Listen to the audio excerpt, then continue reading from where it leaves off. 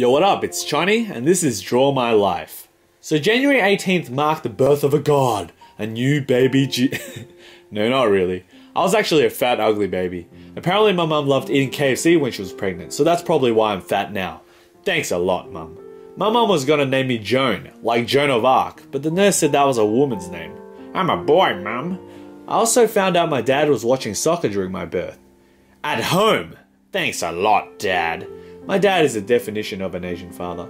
I barely saw him as a child because he was always working. He was a loud and angry man. One time there was a tarantula in my room, and my dad, he squished it with his bare hands. Spider Dad. Another time there was a mouse in the house, and my dad, he kicked it in the face, grabbed it by the tail, and then threw it over the neighbor's house. There was also a possum living in our ceiling, but my dad took care of that too. I remember eating some weird dinner then. I wish I was half as brave as my dad. My mum is a strict but loving mother. Every second of the day I had to study. I remember I had to watch hours of a show called Learn Your Timetables. My god. But she only did it because she cared. Always worrying about me and my future. I have the best mum in the world. Oh, I've also got a sister. She's 4 years older than me, and because of the age gap, we never had a really close relationship. But I still love her. Don't tell her I said that though. I don't remember much of my childhood. I do remember I almost drowned, a closet fell on me, and I stopped playing in the living room when the stereo turned on by itself.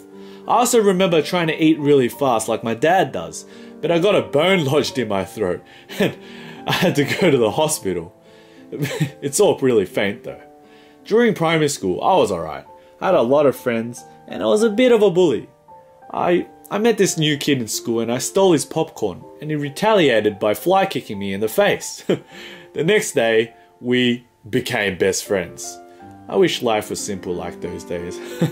I had a massive crush on this girl too, but I never had the guts to say anything. I always choked when I walked up to her. And in the end, my best friend went out with her, and I was devastated. I went home and I fly kicked my wall, but the thing was my leg got stuck in it, and my dad whipped me like I was Jesus from Passion of the Christ. My best friend and I were forced to go to different high schools. He was the first and only best friend I would ever have. I went to a Catholic high school and I'm Buddhist. Thanks, Mum and Dad. I was a typical Asian nerd who liked to read books. One time I was reading a book and a guy threw an orange at me. Pretty funny. I managed to make new friends in high school through antics in class, and that's when we created the Lame-O McLame Gang. We weren't very popular. We used to play Lord of the Rings in the Oval, and we created a heavy rock metal band, and we were the guys that said silly stuff to girls. Very embarrassing. Oh, I also had my first girlfriend in high school. She was white too, so my parents were like, wow! But it didn't really work out, and I broke up with her on MSN. But I was 15, so oh my god. The later years of high school, all I did was be a big asshole, and one day, a giant crow took a giant shit on my head, and everyone was laughing at me, and that's when I learnt about karma, and I had to change my act a little, so I stopped being an ass, and I started being a cool guy making videos instead. Videos were pretty cool. I started to get friends and new fans and all that. It was beautiful, but then it started to turn a bit sour, and I didn't really like it that much. I started to stay home more because when I went outside, I got paranoid of people noticing me and seeing me, so I cut my hair, but that didn't really help too.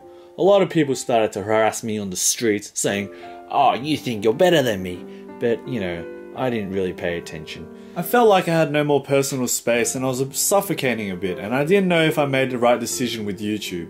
So that's why I always took breaks off it, on and off, and I guess I finally realized that YouTube, it's a good thing for me, and I'm grateful for it because I got my fans and all my family supporting me, so I thank you for that.